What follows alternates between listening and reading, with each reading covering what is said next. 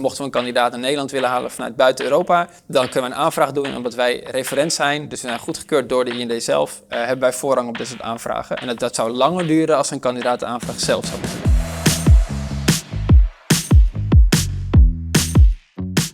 Ik ben Wouter Merks, ik ben senior consultant bij McFly & Brown en ik focus me voornamelijk op de industriële automatisering en de chemical engineering tak binnen de organisatie. Door onze focus op internationale kandidaten merk je al gauw dat je in contact komt met mensen uit andere werelddelen, uit andere culturen. Als ik zelf kijk naar mijn huidige talentpool, dan merk je al dat er kandidaten zijn uit bijvoorbeeld India, Zuid-Amerika, Zuid-Afrika. Je komt erachter dat wat voor ons dingen heel gewoon kunnen zijn, voor de ander niet zo zijn. En dat maakt het werk ook wel leuk, omdat je leert van deze mensen. Ook wij in Nederland leven en doen, dat weten we allemaal. Maar in landen die ik zojuist noemde, daar gaan dingen totaal verschillend. Nou, wat wij doen om kandidaten zich meer thuis te laten voelen in Nederland, als ze naar het buitenland komen, is allereerst dat we van tevoren informatie opsturen die voor hun relevant is. Denk aan het zoeken van een huis, wat is de cost of living in Nederland. Maar daarnaast proberen we ook altijd een extra gesprek in te plannen met iemand die al binnen de organisatie werkt of die we eerder geplaatst hebben, die dezelfde afkomst heeft. Er kan een cultuurshock ontstaan, dus dat willen we van tevoren alvast zoveel mogelijk kunnen doen om dat te verminderen. Maar ook zodat je belasting, verzekering, al die informatie helpen wij ze bij. Maar ook zoeken van een woning.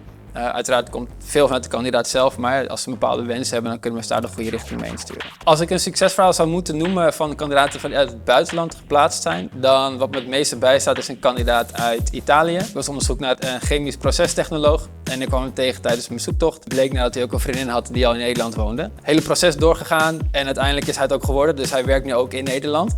Maar het mooiste is dat ze nu samen wonen en ze gaan een gezinnetje starten. Dus je hebt ook echt wel een bijdrage geleverd aan niet alleen het geluk op werk, maar ook in de privéomgeving. Dus dat geeft gewoon een enorm goed gevoel. Naast dat je iemand achterlaat met een hele fijne baan en tevreden werkgever, ook nog eens de partner en de rest van het leven van zo iemand positief kan beïnvloeden. Dat is gewoon geweldig.